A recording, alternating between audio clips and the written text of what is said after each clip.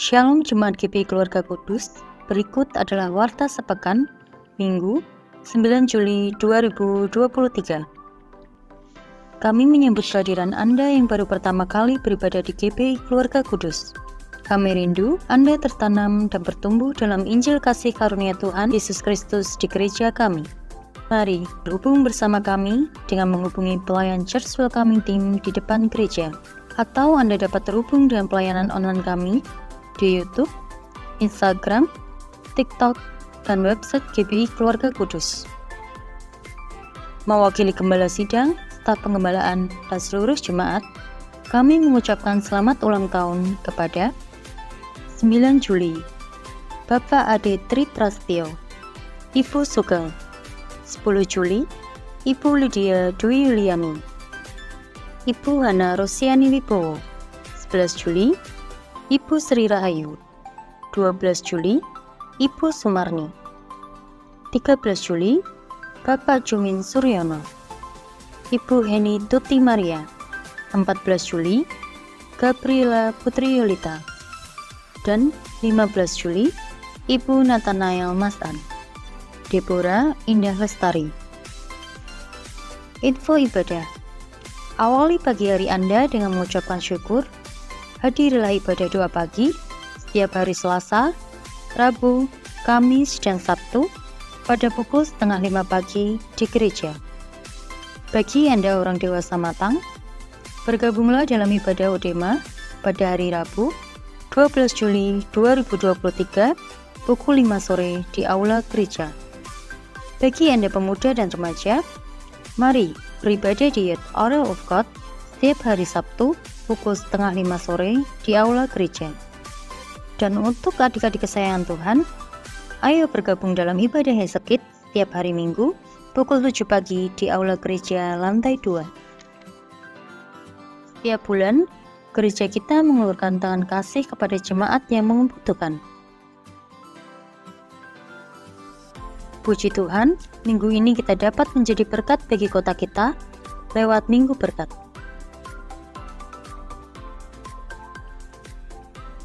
Ada paket beras yang dibagikan di Minggu Berkat. Mari bergabung bersama kami menjadi berkat bagi sesama lewat amplop tangan kasih. Anda rindu melayani di kebun anggur Tuhan? Gereja kita membuka volunteer untuk multimedia, Hezekit, dan tangan kasih.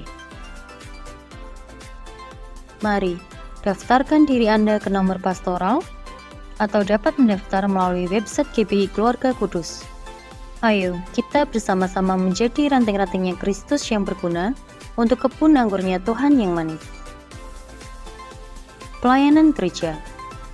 Bagi jemaat yang ingin menyerahkan anak, dimohon mendaftar 1 bulan sebelumnya kepada sekretariat. Bagi Anda yang membutuhkan pelayanan pemberkatan pernikahan, dimohon mendaftar 4 bulan sebelumnya kepada sekretariat.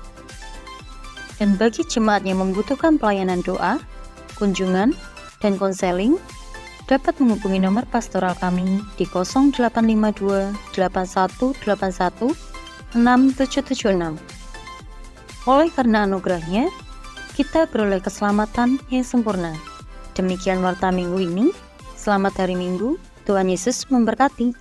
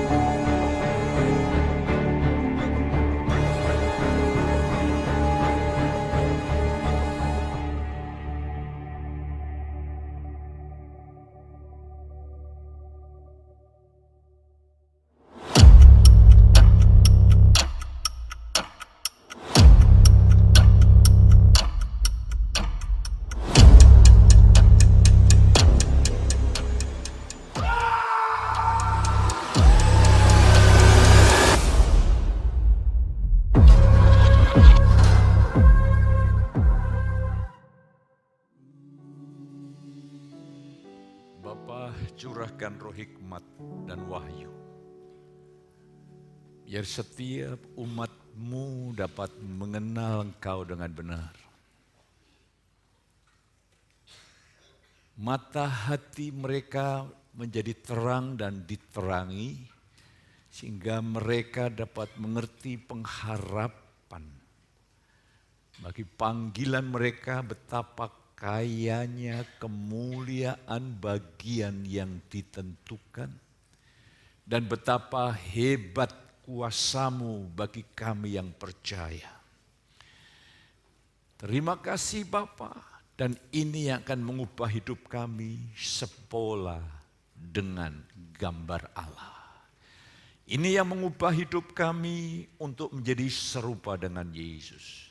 Demi nama Tuhan Yesus, Engkau memperlengkapi kami Bapa. Haleluya. Amin. Silakan duduk kembali. Shalom. Saya akan sampaikan pengumuman lebih dahulu, nanti tanggal 18 Juli 2023, Youth Remaja dan Youth ada acara Youth Revolution ya, jam 5 sore, jam 17. Jadi pastikan saudara-saudara yang punya putra-putri, pemuda remaja, dorong mereka untuk beribadah, ikut ambil bagian di dalamnya. Nah, hari ini saya ingin mengajak saudara, apa yang saya doakan tadi adalah doa Paulus. Ya. Apa yang saya doakan tadi adalah doa Paulus. Doa seseorang menunjukkan kedalaman, persekutuan dengan Bapa, dan pewahyuan yang dia nyatakan kepada seseorang, itu akan diekspresikan lewat doa-doa. Jadi dari doa-doa saudara sebetulnya ekspresi, karena apa yang kita katakan itu muncul dari pikiran dan apa yang ada dalam kita pahami. Mungkin saya kasih bahan renungan sedikit. Ketika Lukas 16 Yesus menceritakan tentang orang kaya, Lazarus dan dua-duanya mati, ketika mereka di sebuah alam tertentu setelah mati, mereka masih mengingat saudaranya, mereka masih mengenal tanpa memiliki otak. Renungkan, otak ini hanyalah chip. Sebetulnya jiwa dan roh kita ini banyak berbicara. Lah hari ini saya ingin kembali. Doa seseorang adalah ekspresi dari kedalaman pengalaman batiniah kita. Pengalaman intuisi kita bersama dengan Tuhan, supaya jemaat di Efesus itu dapat mengenal Dia dengan benar, karena godaan dari guru-guru palsu, ya, dari guru-guru palsu yang mengajarkan tentang hikmat. Itu adalah pengetahuan-pengetahuan intelektual tertentu. Hikmat hanya dimiliki oleh sekelompok orang tertentu. Tetapi Paulus menyatakan bahwa hikmat yang sesungguhnya itu adalah Kristus itu sendiri. Dan supaya mata hati jemaat, mata hati kita menjadi terang, sehingga saudara dan saya dapat memahami, memiliki bukan pengetahuan pikiran, pengetahuan batin.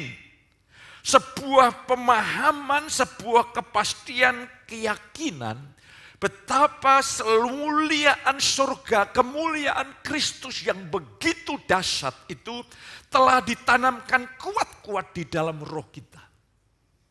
Selanjutnya supaya mata hati kita ini paham betul, yakin betul bahwa kuasanya yang hebat, kuasanya yang dahsyat itu bekerja bagi kita yang percaya. Maka tidak heran karena jemaat di Efesus mengalami pewahyuan yang begitu luar biasa, dilengkapi dengan doa-doa Paulus, hanya butuh waktu 2-3 tahun, Asia kecil dijamah Tuhan lewat jemaat di Efesus. Walaupun dalam beberapa tahun kemudian Wahyu pasal 2, jemaat itu mengalami kejatuhan rohani karena mereka terpengaruh Yudaism. Tapi saya ingin mengajak saudara untuk melihat, hari ini saya berdoa supaya saudara memiliki pengetahuan batin. Beda dengan pengetahuan pikiran. Kolose 1:28 Paulus katakan, dialah yang kami beritakan. Kekristenan itu adalah hubungan pribadi dengan pribadi Yesus. Setelah itu baru doktrin memiliki tempatnya sendiri. Ya. Jadi doktrin itu memiliki tempatnya sendiri setelah kita mengenal dia dalam pengalaman intuisi, pengalaman batin, pengalaman persekutuan dengan Tuhan, baru doktrin itu memiliki tempat yang tersendiri. Baru saudara akan kokoh kuat. Saudara bukan hanya mengetahui doktrin, ajaran-ajaran, tapi saudara mengalami realita Kristus yang luar biasa. Saudara mengalami perubahan hidup yang luar biasa dari kebenaran dasar berpikir yang saya tanamkan hari ini. Saya ingin mengajak saudara untuk melihat kebenaran yang saya ingin bagikan bagi saudara supaya saudara bisa mengerti dengan sebuah tema makna keselamatan dalam rencana Allah. Bukan keselamatan yang dipahami oleh orang Kristen. Karena makna keselamatan itu berbeda-beda. Banyak orang makna keselamatan itu seringkali tidak seperti yang Bapak maksudkan, Bapak rencanakan. Maka bermuncullah berbagai macam pengajaran. Nah, hari ini saya mau ajak saudara untuk melihat makna keselamatan, tujuan keselamatan yang Allah rencanakan. Allah itu kalau bekerja itu bukan tambal sulam. Dia dari sejak sebelum dunia dijadikan, Yesus sudah disiapkan. Allah tahu bahwa nanti karena konsekuensi Adam dan Hawa diciptakan segambar dengan Allah, dia punya kehendak bebas, bisa menolak kehendak Allah, bisa melawan, memberontak atau bisa mentaati. Karena kemahatauan Tuhan itulah, maka sebelum dunia dijadikan, sebelum Adam dan Hawa hadir ada, Allah telah merencanakan karya keselamatan. Salah satu profesor mengatakan, teologi berkata, dengan tujuan kejatuhan manusia itu bukan kehendak Tuhan, tapi Tuhan memakai kejatuhan manusia itu, Allah ingin memuliakan dirinya tanpa siapapun. Itu namanya kasih karunia. Segala sesuatu dari dia, oleh dia, kepada dia, baginya lah segala kemuliaan sampai selama-lamanya. Lah mari saya ingin ajak supaya kita jangan sampai melihat makna keselamatan tidak seperti yang Tuhan sampaikan, Tuhan ajarkan.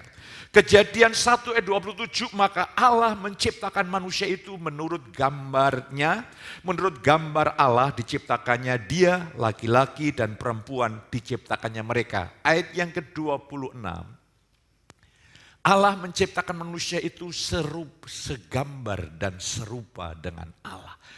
Ini kita harus melihat keselamatan dari proses di mana Allah menciptakan manusia, saudara kekasih. Ketika Allah menciptakan manusia, ia diciptakan sepola dengan gambar Allah. Ya. Menurut gambar dan rupa Allah, sepola dengan gambar Allah. Sayang Adam gagal. Inkarnasi Yesus, pola Allah yang Allah bangun gagal atas Adam, maka Tuhan hadirkan Yesus menjadi Adam yang akhir.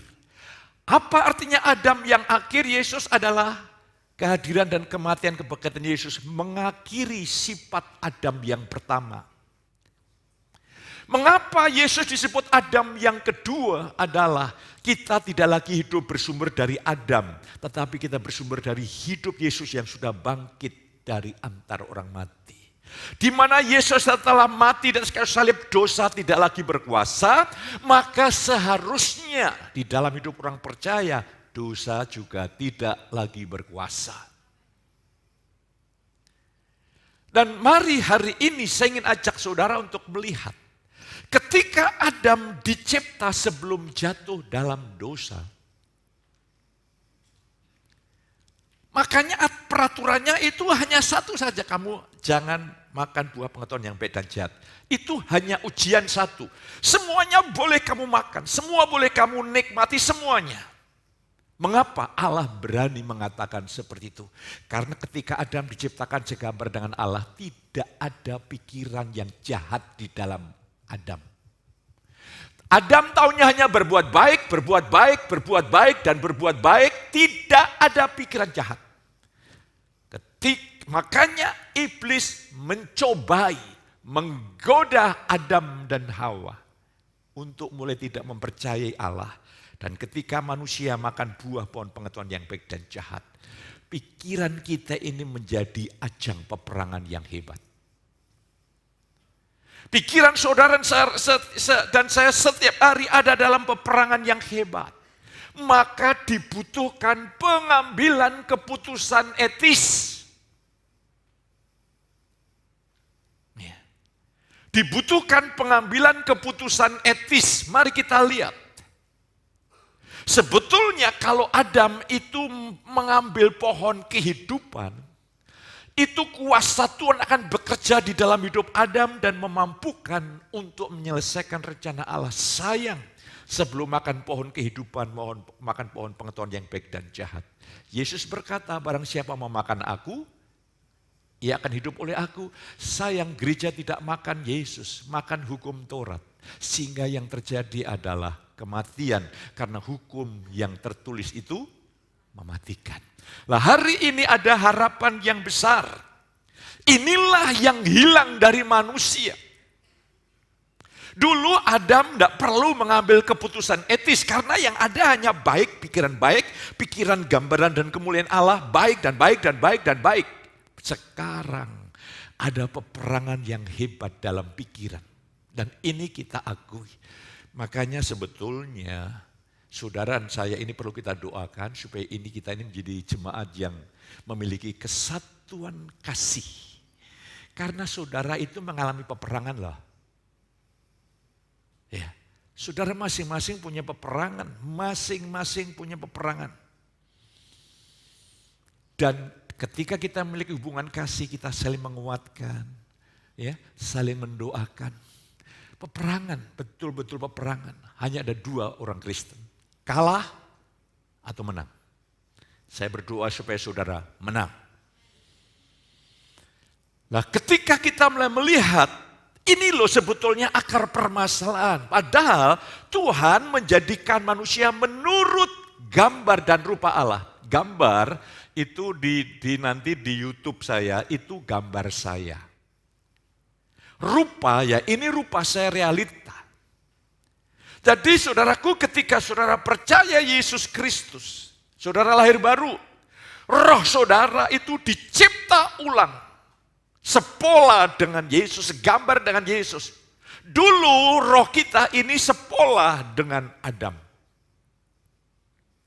Di dalam Kejadian pasal 1, kita dicipta segambar dengan Allah. Kejadian yang kelima, kita segambar dengan Adam. Roh manusia sudah mulai penuh dengan sifat kodrat dosa dan mati secara rohani. Tapi di dalam Kristus Adam yang kedua, kita memiliki sumber hidup yang jauh berbeda. Dan roh saudara dicipta ulang segambar dengan Yesus yang luar biasa. Makanya doa Paulus supaya kamu mengerti betapa kayanya kemuliaan bagian yang ditentukan bagi orang percaya. Roh saudara dan roh saya ini ajaib. Sumber identitas saudara ada di dalam roh saudara, bukan di dalam perilaku saudara. Maka Paulus baru saya bisa memahami, kerjakanlah keselamatanmu dengan takut dan gentar. Artinya adalah apa yang Tuhan sudah kerjakan di dalam roh kita ini dapat kita ekspresikan dalam tindakan, perkataan, perbuatan, pelayanan. Hidup sehari-hari, hidup berkeluarga.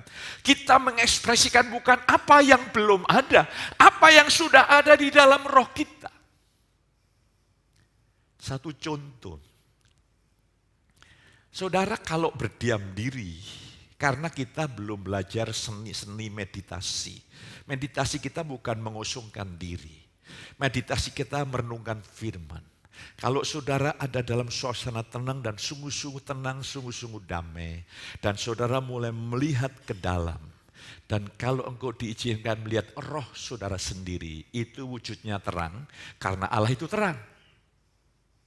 Dan karena Allah terang, roh kita ini cipta segambar dengan Allah, roh kita ini terang. Dan itulah sumber hidup kita yang baru, roh kita bersama dengan Tuhan. Makanya setiap orang yang lahir dari Allah tidak pernah berbuat dosa, roh saudara tidak pernah ingin berbuat dosa. Ya. Kalau saudara dosa itu bukan muncul dari manusia baru kita, itu karena iblis menerobos seperti peristiwa Adam dan Hawa. Masuk lewat panca indera. Lah hari ini saya ingin mengajak saudara, ini loh. Yang hilang, yang rusak itu di sini dan kerangka keselamatan itu harusnya memulihkan kembali supaya saudara dan saya ini menjalani hidup sepola dengan gambar Allah. Kolose 1:15, Yesus adalah gambar Allah yang tidak kelihatan. Dan kita adalah gambaran Kristus. Dan Tuhan bentuk kita. Tuhan bentuk kita, proses kita untuk segambar dengan Yesus. Ketika tadi saya dalami, pagi tadi, 2 Korintus 3:18, kita diubah segambar dengan dia. Kata diubah itu adalah bentuk pasif. Itu hasil dari pekerjaan dari luar, dari Tuhan. Yang di dalam kita mengubah, sehingga kita makin jadi gambar Allah. Dan kita makin mengekspresikan Yesus dalam hidup kita. Ini makna keselamatan. Coba kita mau cek sebentar. Berapa tahun saudara sudah ikut Tuhan? Masing-masing saudara yang paham. Tapi pertanyaan yang terjawab, sejauh mana Kristus mulai tertampil lewat hidup kita? Apakah pengetahuan kita tentang Alkitab dengan doktrin bertambah, tapi kehidupan kita mulai tidak menunjukkan gambaran Yesus? Tuhan ingin kekristenan kita harus berubah. Harus berubah. Karena betapa hebat kuasanya yang bekerja di dalam saudara. Kuasa itu membangkitkan Yesus dari antara orang mati. Duduk di sebelah kanan apa-apa. Kuasa yang sama akan mengubah saudara. Engkau dimampukan ya. Makanya di dalam mengambil keputusan etis, roh saudara harus kuat. Roh saudara harus perkasa supaya saudara bisa mengalahkan semua pemikiran-pemikiran yang tidak ilahi. Ini peperangan. Saya coba cek firman Allah. Filipi 4:8 berkata, pikirkanlah semua yang benar, semua yang mulia, semua yang adil, semua yang suci, semua yang manis, semua yang semua yang sedap untuk didengar, semua yang disebut kebajikan dan patut dipuji. Pikirkan itu, pikirkanlah yang benar. Contoh, ketika engkau merasa lemah, engkau merasa tidak berdaya, merasa tidak layak, oke, itu pikiranmu salah. Pikiranmu harus benar. Maka engkau harus mengambil tindakan. Yes, mulai renungkan firman, perkatakan firman. Tidak, aku adalah gambaran Kristus yang tidak kelihatan. Dan harus aku nampakkan di dalam perbuatan yang nyata sehari-hari. Rohku bukan lemah, rohku segambar dengan Yesus. Ini saudaraku harus men-setting ulang cara berpikir saudara. Pikiran yang mulia, pikiran yang murni, pikiran yang suci. Ketika ada segelabet pikiran-pikiran yang tidak suci, yang tidak ilahi, engkau mulai berdiam diri dan berkata, rohku itu roh yang segambar dengan Yesus. Rohku kudus, suci dan mulia. Mulai saudara mulai mendekat ke dalam, engkau mulai menyadari identitas saudara dalam anugerah Tuhan. Maka apa yang terjadi? Tuhan akan bangkit berperangkan di saudara. Pikiran yang kacu itu akan berubah jadi tenang dan teduh. Peperangan ada di pikiran. Kalau pikiran saudara bersih, hal yang buruk dari luar itu bisa bermanfaat untuk pertumbuhan rohani saudara. Pikiran ini ajang peperangan yang hebat, makanya firman Allah mengatakan, pikirkanlah dengan sengaja. Ini sebuah peperangan, sebuah perjuangan. Tapi ingat saudara, berjuang bersumber dari identitas di dalam anugerah Tuhan. Yang kedua adalah kuasanya hebat untuk menopang semua keputusan kita, semua perjuangan rohani kita. Apa yang terjadi? Saudara akan mengalami kebebasan, kemerdekaan. Hidup ini indah. Terus selanjutnya, Allah yang penuh kasih merencanakan karya keselamatan bagi manusia berdosa untuk kembali menjalankan hidup dalam pola gambar Allah, yaitu segambar dengan Yesus dalam perilaku.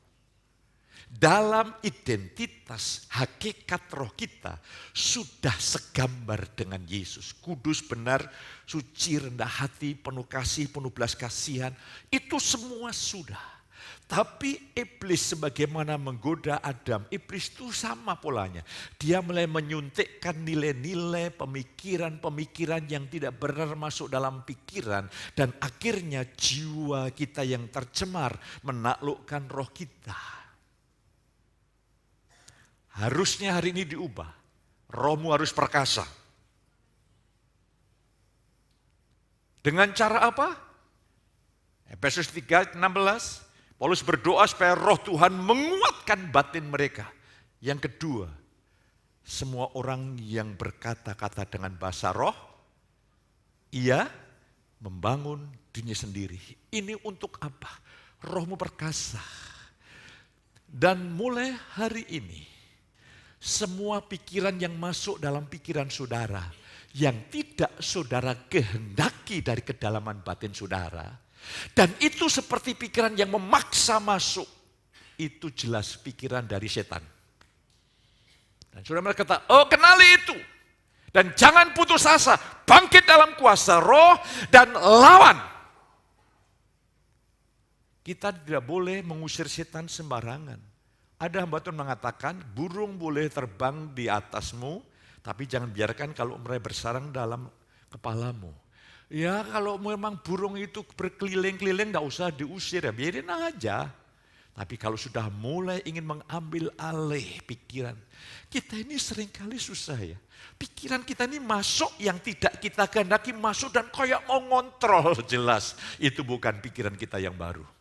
Kau harus berjuang lewat kuasa roh. Lah hari ini mari saya ingin ajak saudara. Keselamatan datang pada manusia oleh kasih karunia dan diterima dengan iman. Benar. Lah mari saya ingin menunjukkan tentang kata kasih karunia. Ya. Supaya saudara bisa melihat. Kasih karunia itu banyak dipahami hanya sebagai transaksi hukum. Hati-hati. Martin Luther mengatakan, seorang reformator, Allah membenarkan kita pada saat kita tetap berdosa. Hati-hati, itu filsafat. Kasih karunia bukan pengajaran, bukan sistem. Bukan ada unsur filsafat. Kasih karunia bicara masalah pribadi Yesus. Kasih karunia masalah pribadi Yesus, makanya Paulus katakan, dialah yang kami beritakan. Lah saya ingin mengajak, kasih karunia itu cuma-cuma artinya ketika Allah mengirimkan Yesus. Ya. Yesus yang firman, yang bersama dengan Allah yang kekal, dia disebut anak tunggal Allah. Ya, kalau anak saya itu mirip bapaknya. Lah, anak tunggal Bapa di dalam pangkuan Bapa itu dalam kedekatan hati Bapa itu punya sebut anak tunggal karena dia adalah alat untuk Bapa mengekspresikan dirinya lewat firman yang menjadi manusia, Yesus itu. Ketika Yesus mati dan bangkit dari antara orang mati, Allah meninggikan kemanusiaan Yesus. Ya, bukan Yesus sang firman yang kekal. Firman yang kekal menjadi manusia. Dan karena ketaatannya, kata Paulus, Allah mengaruniakan kepadanya nama segala nama. Maka Kisah Rasul pasal yang kedua, Allah menjadikan Yesus Tuhan, penguasa. Kuasa di surga di bumi yang adalah milik Bapa karuniakan kepada Yesus. Bapa adalah hakim yang adil, dipercayakan kepada Yesus hakim. Dan kemanusiaan Yesus yang dimuliakan itu, ketika Paulus berjumpa itu terang, lebih terang dari matahari. Nanti kalau saudara lihat Yesus datang kedua kali, tubuhmu itu diubah menjadi terang. Itu mulia sekali. Itu agung sekali, luar biasa. Lah, kasih karunia artinya kematian Yesus, dan ketika Yesus ditinggikan di sebelah kanan apa dia menerima Roh Kudus dicurahkan, dan Roh Kudus tinggal, perjanjian baru kita menerima Roh Kudus, artinya Tuhan sekarang tinggal dalam hidup orang percaya, bekerja dari dalam hidup orang percaya. Itu inti perjanjian baru, dan tujuan kasih karunia itu kuasa Allah memampukan engkau taat. Tidak ada yang lain. Tidak boleh kita kurang-kurangi dengan filsafat bermacam-macam. Tujuan kasih karunia itu adalah kuasanya yang kerjaan salib yang membenarkan kita, memulihkan kita, dan kuasanya bekerja di dalam hidup kita, membuat kita taat. Tidak boleh kita mengurangi sedikit pun dari prinsip kebenaran firman. Karena kasih karunia bukan sesuatu yang kita pahami, sesuatu yang kita alami. Betapa hebat kuasanya bekerja di dalam kita. Makanya saudara, Filipi 2 ayat 12 dan 13, kalau saudara melihat, kerjakanlah keselamatanmu, work out your all salvation. Keluarkan, kenakanlah Kristus, kenakanlah apa yang ada di dalam roh saudara yang segambar dengan Yesus, itu tampilkan dalam perkataan, perbuatan, perilaku. Dan yang luar biasa, sukacita Yesus ada di dalam roh saudara. Damai sejahtera Yesus ada dalam roh saudara. Rohmu lebih daripada pemenang, karena segambar dengan Yesus, katakan amin. Terjadi peperangan lagi. Engkau merasa lemah, merasa kalah, merasa tidak berdaya, merasa putus asa. Ini bukan hakikat kita yang baru. Engkau mulai bangkit, ini ada dalam pikiran. Engkau mulai bangkit dalam kuasa roh, dan engkau mulai berdoa, engkau mulai berkata-kata bahasa roh, memperkatakan firman Allah, sampai saudara tidak lagi menghayati hidup berdasarkan peperangan dalam pikiran, tapi saudara mengekspresikan rohmu yang penuh kasih, penuh kuasa, penuh damai sejahtera. Itu kau ekspresikan dalam hidup sehari-hari. Itu artinya kasih karunia. Itu artinya hidup sepola dengan gambar Allah. Makanya apa yang saya doakan sebagai seorang gembala sidang, saya berdoa supaya dari gereja ini muncul orang-orang saleh. Kau tidak aminkan, saya aminkan. Muncul orang-orang kudus.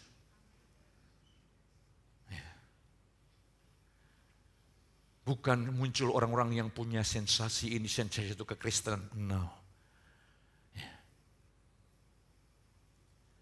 Dan saya ingin mengajak saudara untuk melihat bersama.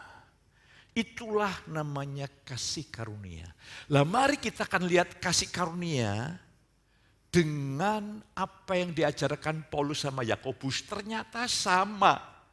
Saya baru terbuka, ternyata yang diajarkan Paulus sama Yakobus itu sama, bukan berbeda. Ini yang membuat Martin Luther, dia bilang kalau boleh kitab Yakobus itu menjadi batu sandungan, dikeluarkan dari Alkitab. Tapi saya mulai hari-hari ini tersingkap. Yakobus sama Rasul Paulus memberitakan kasih karunia sama.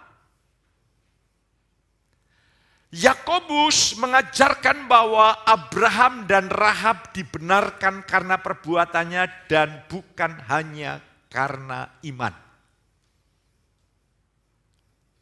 Mari saya ingin ajak saudara untuk melihat, hai saudara-saudaraku yang kekasih, Kamus Netasata tadi kita akan lihat. Jadi kamu lihat bahwa manusia dibenarkan karena perbuatan-perbuatannya dan bukan hanya karena iman.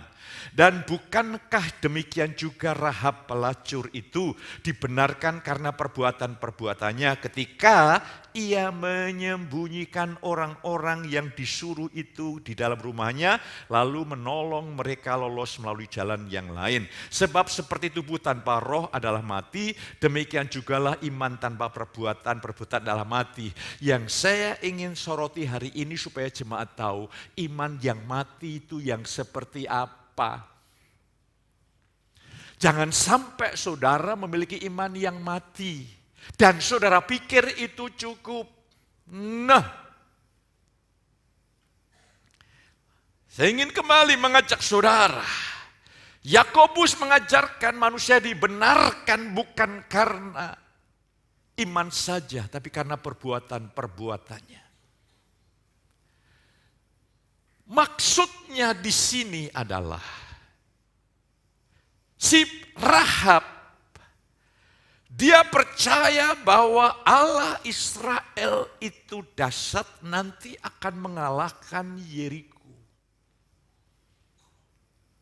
Tentunya ini mendengar dari berita kabar-kabar yang mulai tersebar sampai penduduk Yeriko bergetar. Ketika melihat Allah Israel. Dan Allah Israel itu adalah Allah saudara. Seharusnya musuh melihat engkau bergetar. Bukan saudara yang bergetar. Dan ketika Rahab percaya, makanya Rahab berani mengambil risiko. Kalau sampai dia ketahuan menyembunyikan itu pengintai-pengintai yang diutus Yosua, itu pengkhianat bangsa itu. Itu bisa, karena apa? Risikonya bangsa itu hancur. Ya. Kalau boleh saya bahasakan agak ekstrim, kalau sampai ketahuan Rahab itu disebut teroris wanita. Warna resikonya begitu hebat dan akibatnya adalah hancur itu Yeriko. Itu gara-gara Rahab. Tapi kita melihat dari sudut bukan kacamata manusia, kacamata Tuhan. Rahab percaya. Dan apa yang dilakukan? Dia berani mengambil risiko. Ini iman yang hidup, ini iman yang berani mengambil risiko. Iman yang siap untuk ditolak. Sekalipun tidak ingin ditolak.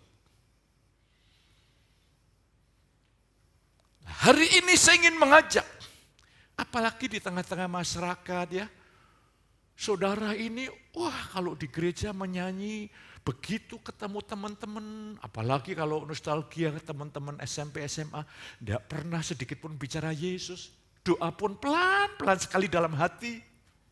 Loh mengapa doa dalam hati? Tuhan kan maha tahu. Bukan Tuhan maha tahu, kita takut saja.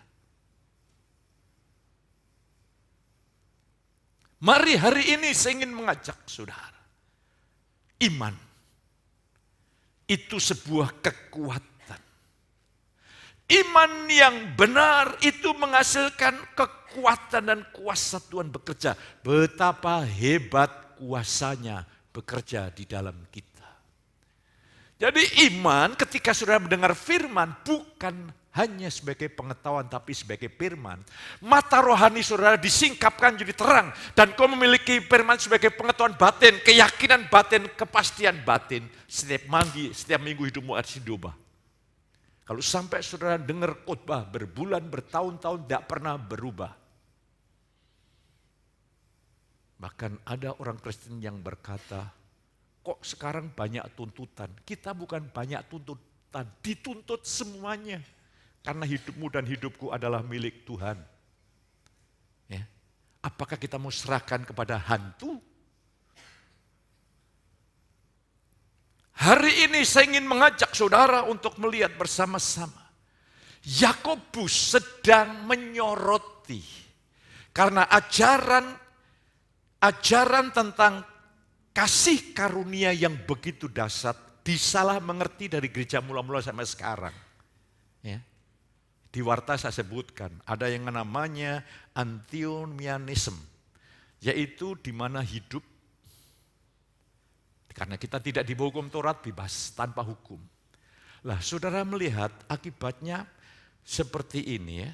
Saya ingin mengajak saudara untuk melihat Filipi, coba saya ingin ajak saudara untuk melihat ya. Filipi 3 coba saya ingin lihat supaya saudara bisa ayat 3 ayat 19. Iya. Alkitab berkata seperti ini. Ini tuh Paulus berkata kepada gereja di Filipi. Kesudahan mereka ialah kebinasaan. Tuhan mereka ialah apa? Perut mereka. Kemuliaan mereka ialah aib mereka. Pikiran mereka semata-mata tertuju kepada perkara duniawi.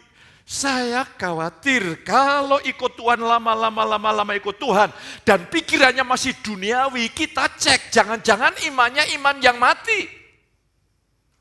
Tuhan tidak mati, tapi seringkali iman yang mati. Akhir khotbah saya tunjukkan iman yang mati seperti apa. Kebinasaan Tuhan mereka adalah perut mereka selalu tertuju hanya kepada yang duniawi. Ini orang Kristen. Banyak telah aku katakan, jadi Paulus mengamati kekristen waktu itu karena mereka terpengaruh pengajaran-pengajaran sesat, pengajaran gnostik dan pengajaran-pengajaran filsafat-filsafat yang sedang bermunculan pada waktu itu, sehingga jemaat hidupnya berseteru dengan salib Yesus. Berlawanan dengan kehendak Tuhan, di dalam salib engkau telah mati, namun bukan aku lagi melainkan. Jadi kalau engkau hidup berdasarkan aku, hidupmu berseteru dengan salib.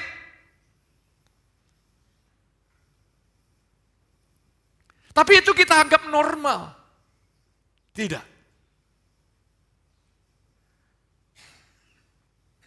Mari. Kesudahan mereka kebinasaan, saudaraku. Tuhannya bukan Yesus tapi perut. Pikirnya tertuju pada perkara duniawi. Oh Tuhan, tolong jemaatmu supaya terbuka mata rohaninya. Hidup ini adalah sebuah pilihan. Kita harus mengambil pagi ini keputusan etis karena peperangan ada di sini. Iblis menipu Adam dan Hawa, iblis berusaha menipu kita. Apakah normal? Kalau engkau tidak pernah mengalami perubahan hidup, apakah normal? Kalau berkali-kali Tuhan ingin engkau bekerja di kebun anggurnya, tapi kau berkata, aku tidak mau ambil bagian. Saudara pikir itu normal, itu kata-kata masuk akal. Kata-kata itu seperti Petrus ketika berkata kepada Yesus, kiranya Allah menjauhkan engkau dari salib. Yesus berkata, iblis enyahlah, karena engkau hanya memikirkan apa yang dipikirkan manusia, tapi tidak dipikirkan Allah. Maka doa kami para pendoa syafaat itu menolong saudara. Kau tidak paham aja. Saudara tidak sadar engkau ada dalam peperangan dan saudara pikir apa yang saudara pahami saat ini benar. Kalau engkau tidak cocok, berdiam dirilah dan berdoalah. Jangan kau mengeluarkan racun, aku tidak mau ambil bagian. Ini racun yang saudara keluarkan. Kalau memang saudara tidak cocok, belum cocok, mungkin ketika kau merendahkan hati, minggu depan bisa cocok dan berubah. Tapi jangan sekali-kali kau mengucapkan racun. Ini pekerjaan Allah. Supaya di tempat ini Tuhan membangun rasa hormat kepada Dia. Saya pun sekarang hanya pengen satu, Tuhan. Aku pengen menyatu dengan kehendak-Mu, Tuhan.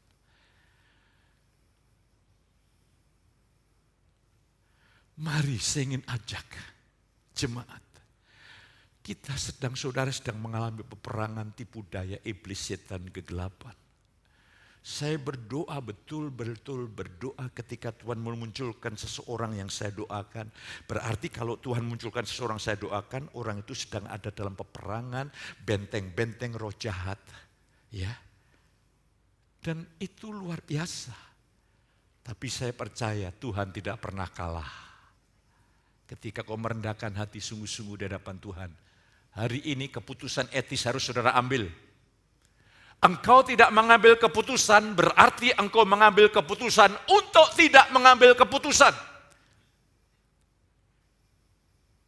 Dan ketika saudara mengambil keputusan untuk tidak mengambil keputusan, engkau sudah memberi peluang besar iblis bekerja, hantu bekerja. Tapi kalau kau mengambil keputusan sesuai dengan firman Tuhan, bukan hantu, tapi Tuhan yang bekerja. Ingat,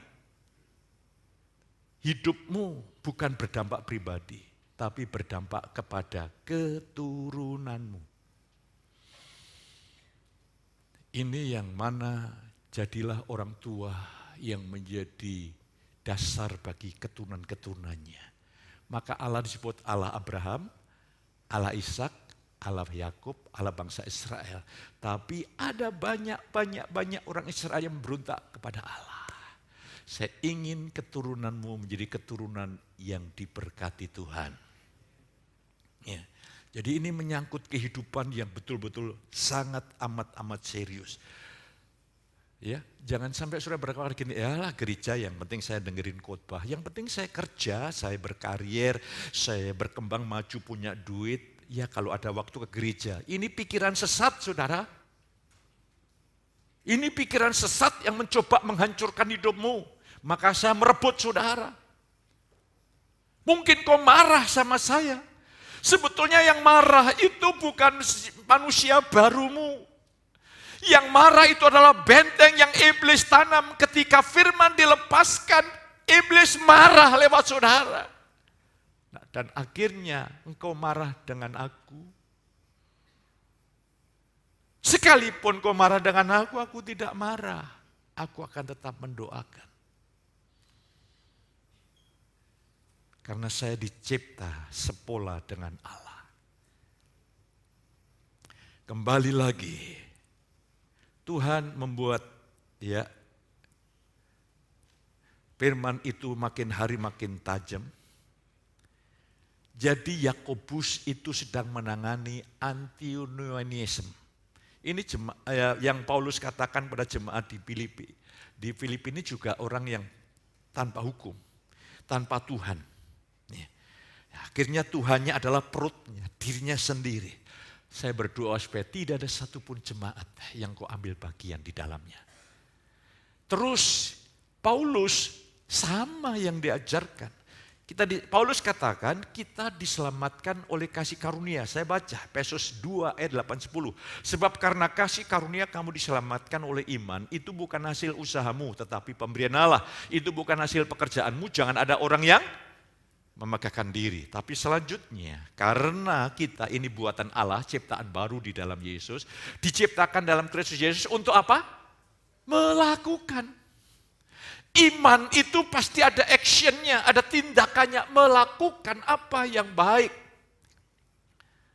Jadi saudaraku, iman yang hidup, iman yang benar itu pasti ada action, ada tindakan. Untuk melakukan pekerjaan baik. Supaya saudara melihat terus. Dalam kitab Galatia 5 ayat yang ke-6, Paulus mengajarkan ajaran kasih karunia persis seperti Yakobus.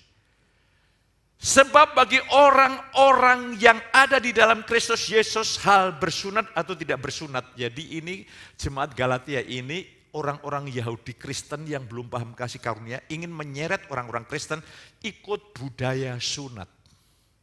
Sunat hanya boleh saudara lakukan kalau alasan medis. Ya. Bukan alasan rohania. Tidak bersunat tidak mempunyai sesuatu arti, hanya apa? Iman yang bekerja oleh kasih. Iman ada tindakan, iman bekerja. Maka Ibrani 11 Abraham taat. Abraham percaya dan dia taat, Musa percaya dan dia taat. Jadi ini iman yang hidup, iman kita perlu dibenahi. Supaya roh Tuhan membuka, mengapa seringkali iman kita ini mati? Karena tanpa sadar kita di hadapan Allah ini tidak merendahkan hati, sombong. Kasih karunia itu diberikan pada orang yang rendah hati, yang bisa menciptakan iman itu roh Tuhan.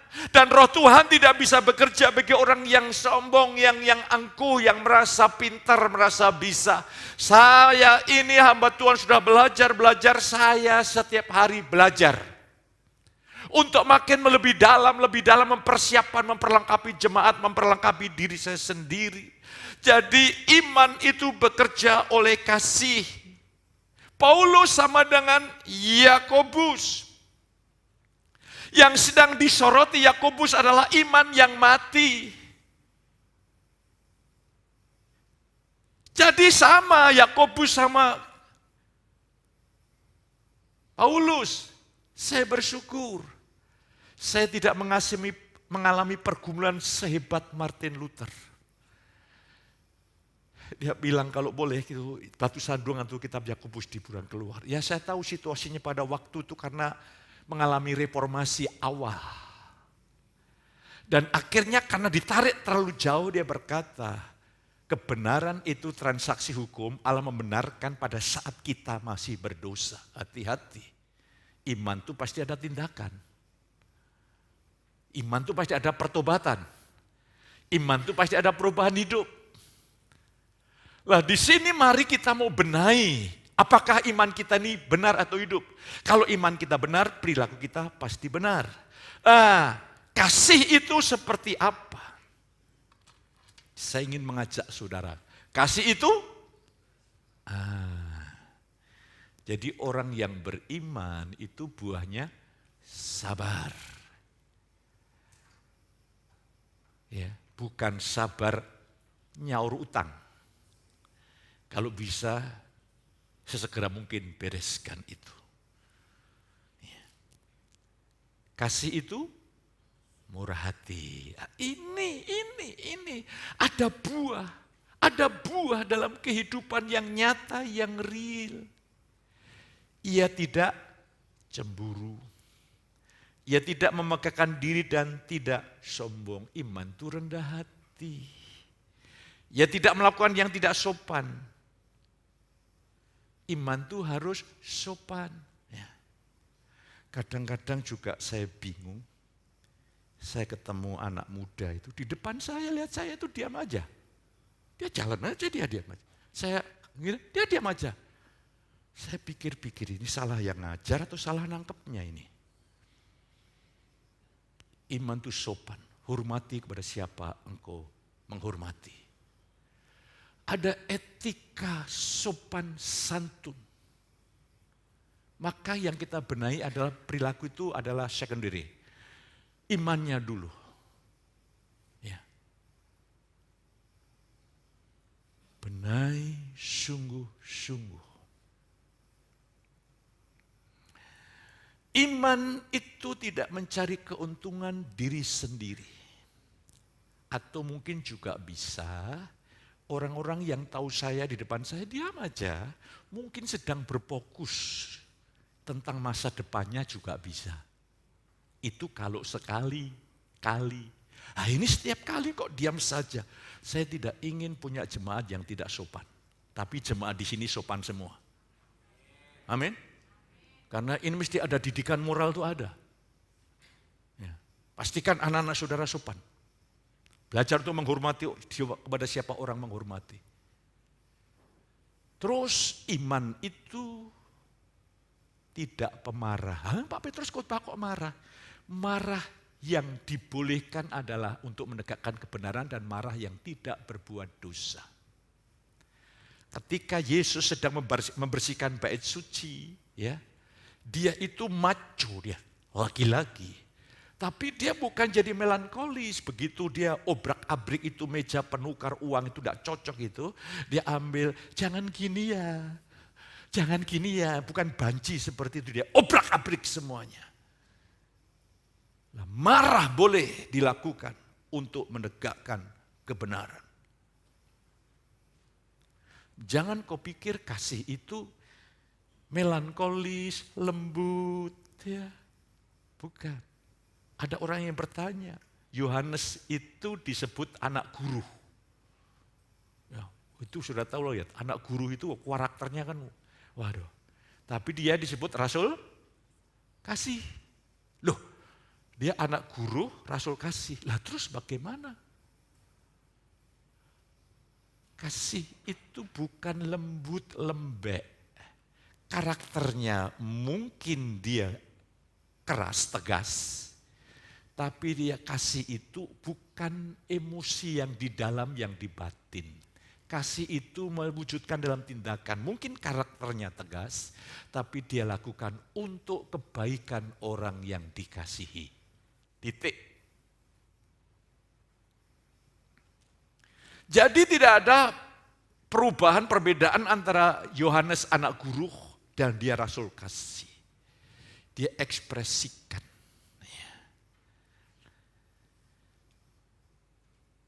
Dan tidak menyimpan kesalahan orang lain. Ini penting. Jangan simpan kesalahan orang lain. Itu membuat kanker ya. Saya pernah berkali-kali saya ikut seminar dokter ahli gizi. Saudara marah 5 menit, sistem kekebalan saudara 0,6 jam. Terus jangan saudara balik, kalau orang flu itu mesti menyimpan marah. Jangan ya, jangan dibolak-balik. Lah kalau marah tidak diselesaikan, itu iblis akan bekerja leluasa. Ini kalau ilmu dokter tidak mengatakan begini, tapi saya secara rohani. Maka iblis mengadu-adu anatomi tubuh kita, itu kanker kan sel yang bertumbuh tidak terkontrol. Jadi iblis mengadu-adu pertumbuhan sel tidak normal. Maka akibatnya kanker. Makanya hari ini sebagaimana Tuhan mengampuni saudara, ampunilah orang yang bersalah kepada saudara.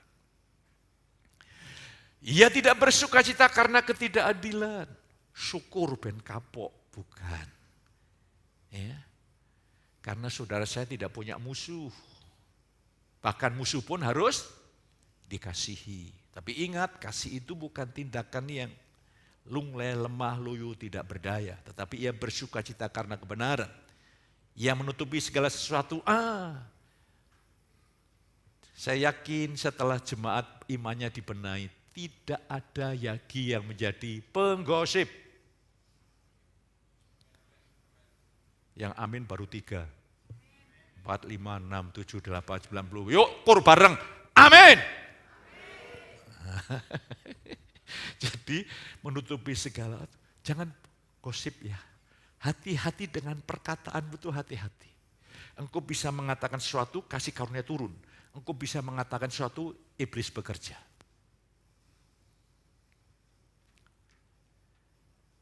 Kalau saudara tidak suka dengan si A, banyak berdoa supaya Tuhan menolong. Jangankan engkau tidak suka sama A, langsung kau ekspresikan. Karena apa yang kau katakan itu muncul dari pikiran. Itu yang double dosanya. Kau dosa, kau mencemari orang lain. Makanya jangan ada orang yang menjauhkan diri dari kasih karunia. Karena dia akan mencemarkan banyak orang. Itu hati-hati. Ini secara rohani bahaya. Lah, saya ingin mengajak saudara menyimpan, ia menutupi segala sesuatu, belajarlah menutupi segala sesuatu. Percaya segala sesuatu, memiliki iman, pengharapan, percayalah, saya percaya. Mungkin hari-hari kemarin saudara bisa keliru, tapi minggu depan hidupmu tidak akan pernah sama lagi. Saya menaruh iman, saya menaruh percaya. Tapi saya tegas, mengharapkan segala sesuatu, sabar menanggung segala sesuatu. Jadi kalau saudara beriman itu kok bisa sabar menanggung segala sesuatu. Itu karena iman. Ya. Dan inilah iman itu artinya bertindak dalam kasih. Bekerja oleh kasih. Jadi mari kita benahi. Orang yang hebat itu bukan orang yang tidak pernah keliru. Ya. Saya bukan orang yang tidak pernah keliru. Tapi saya ketika belajar, saya memiliki gaya hidup bertobat. Kemarin saya di Bel, video call ya sama teman saya ya, dari Jakarta. Cukup terkenal di YouTube. Dia bilang, Tot, kamu harus memiliki gaya hidup bertobat. Iya, gaya hidup bertobat adalah gaya hidup. Ketika saya dengar khotbah, dan saya disentuh, saya merendahkan hati Tuhan, ampuni Tuhan. Ini orang yang hebat, bukan orang yang tidak pernah bersalah. Orang yang sadar mengaku bertobat. Bertobat itu berubah. Kalau saudara tidak berubah hidup, hati-hati. Nah setelah itu mari, Keselamatan itu bukan sekedar kalau kita mati masuk surga. Jangan pernah berpikir yang keliru. Ini pemahaman yang keliru, yang sempit. Merendahkan karya kasih karunia. Keselamatan bukan kalau mati masuk surga, sekedar mati masuk surga. Keselamatan adalah Tuhan mengembalikan pola ilahi atas hidup kita. Kita terus bertumbuh makin serupa dengan Kristus. Ya. Kita lihat, sebab semua orang yang dipilihnya dari semula, mereka juga ditentukannya dari semula untuk menjadi serupa dengan gambar anaknya. Supaya ia, anaknya itu menjadi yang sulung di antara banyak saudara. Jadi dari kekekalan, Allah tahu nanti manusia akan jatuh dalam dosa, Adam akan jatuh dalam dosa. Allah merencanakan karya keselamatan untuk mengembalikan tujuan Allah menciptakan manusia serupa segambar dengan Allah. Supaya pola gambar Allah itu dinyatakan. Sifat karakter Allah dinyatakan di bumi, di dalam karyanya. Ini butuh keputusan etis. Saudara kekasih. Ya. Iman yang mati, ya saya jelaskan. Iman yang mati adalah percaya hanya sekedar pengetahuan intelektual, pengetahuan doktrinal, pengetahuan teologis, pengetahuan firman tanpa membawa orang itu punya pengalaman pribadi dengan Tuhan. Itu iman yang mati. Iblis pun percaya, jadi Yakobus memberikan ilustrasi ya ekstrim ya. Iblis pun percaya dan bergetar. Tapi mengapa iblis tidak bisa bertobat? Apa bedanya iblis sama Adam? Mengapa keturunan Adam bisa bertobat? Karena iblis ketika berdosa, dia berdosa dari keinginannya diri sendiri, padahal dia diciptakan itu sempurna. Dia ingin dari dirinya sendiri seperti Allah. Ketika Allah kutuk dan turun ke bumi, dia tidak bisa bertobat, iblis dan pengikutnya. Tapi Adam bisa, karena Adam berdosa karena tertipu oleh si ular. Maka keturunan Adam bisa bertobat. Pak, contohnya bagaimana? Ya, ini HP. Kalau saya jatuhkan dari 5 cm ini tidak apa-apa. Tapi saya tidak mau mencoba dari atas saya jatuhkan. Itu rusak. Iblis itu tempatnya sangat tinggi. Ketika dia jatuh atas kehendak dan pilihannya tidak bisa bertobat. Jadi kalau engkau bisa bertobat itu anugerah Tuhan. Betul. Kalau engkau bisa bertobat, memiliki hati yang lembut, rendah hati, ya saudara dan saya ini kan sedang proses. Engkau bisa salah, tapi harus periodik. Oke, kau salah sampai hari ini, kau dengar firman Tuhan bertobat berubah.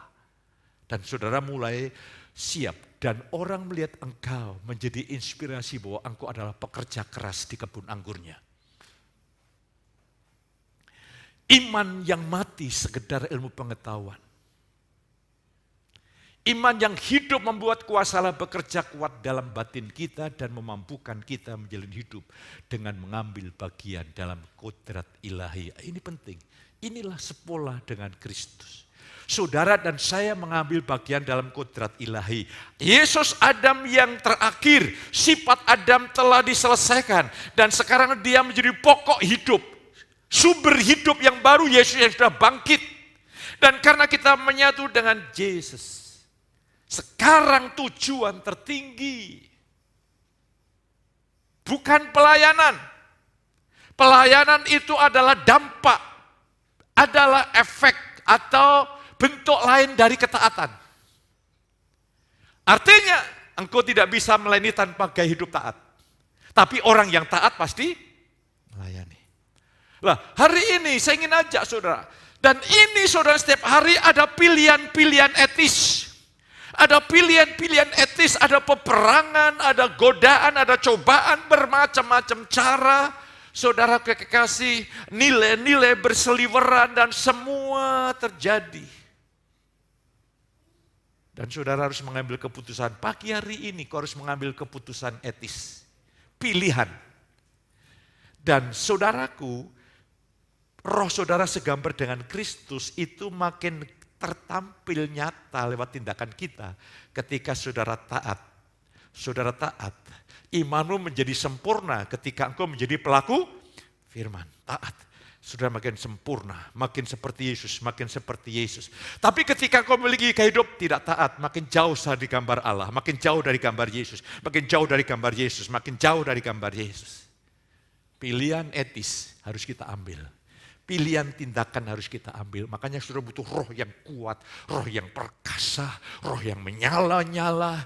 Dan saudara ada dalam peperangan, saya ada dalam peperangan. Saya bersyukur untuk para pendoa sahabat. Saudara seringkali tidak sadar. Para pendoa sahabat itu berjuang untuk saudara. Tidak gampang loh setiap pagi bangun. Saya melihat mereka itu, waduh salut. Ya. Ada yang 1 jam datang sebelum ibadah pagi. Dan dia lakukan itu karena Tuhan. Saya ingin mengajak, itu butuh rohani yang kuat. Ya. Kalau rohmu tidak kuat, maka akibatnya adalah roh penurut, tapi daging lemah, tubuh lemah. Sedikit-sedikit, mengapa kamu tidak doa? Tatit. Itu kan bahasanya sio, tatit katanya. Tatit itu artinya sakit ringan, tapi diperkuat. Itu namanya tatit. Haleluya. Hari ini, apakah kau masih menolak? Kau masih mengambil keputusan etis? Aku tidak mau terlibat di dalamnya. Atau kau berkata, Tuhan minta ampun. Aku salah, aku keliru. Maka kau akan diangkat Tuhan. Kau akan diangkat Tuhan. Kau akan diangkat Tuhan. Kau akan dibawa naik, diberi pewahyuan. Pagi hari ini saya bersyukur saya bisa melengkapi saudara dengan sebuah tujuan harapan. Engkau memiliki gaya hidup yang baru. Gaya hidup taat. Ya. Dalam dunia profesi, taat. Saudaraku, dalam dunia profesi taat itu artinya saudara bisa melengkapi diri untuk memiliki skill. Ya. Skill melakukan tugas. Karena kalau saudara tidak punya skill keahlian, tidak ada promosi. Tapi dilengkapi dengan motivasi yang murni, kekuatan, hikmat, penyertaan, pembelaan Tuhan. Oh, itu berarti kita plus. Seperti Yusuf, itu adalah seorang yang di marketplace plus, Daniel, Sadrak, Mesak, Abednego, tokoh-tokoh Alkitab, nanti Tuhan akan buat saudara. Saudara cerdas, brilian, tapi engkau bisa dipercaya, bisa kalau dikasih tanggung jawab, yes. Motivasi murni untuk kemuliaan Tuhan.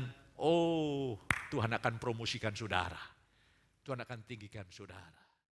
Bapak, kami bersyukur untuk umat-umat yang Tuhan percayakan, tergembalakan di tempat ini. Hamba berdoa tidak ada satupun yang terlewatkan dari berkat, kebaikan, dan rahmat Tuhan. Sebaliknya Tuhan menjadikan jemaat-Mu, Tuhan memberkati jemaat-Mu siap menjadi berkat bagi banyak orang. Sehingga lewat hidup anak-Mu ada dampak, ada pengaruh yang luar biasa. Angkat tangan saudara. Berkat Allah turun atas saudara. Berkat perlindungan, berkat ekonomi, berkat usaha, berkat hikmat, kekuatan, berkat keluarga turun. Kasih sayang Tuhan Yesus menjadi bagian hidupmu yang begitu kuat. Lewat persekutuan yang kudus melimpah saudara ini pagi sampai selama-lamanya. Yang diberkati katakan sama saya. Akhirnya Tuhan memberkati aku berlimpah-limpah.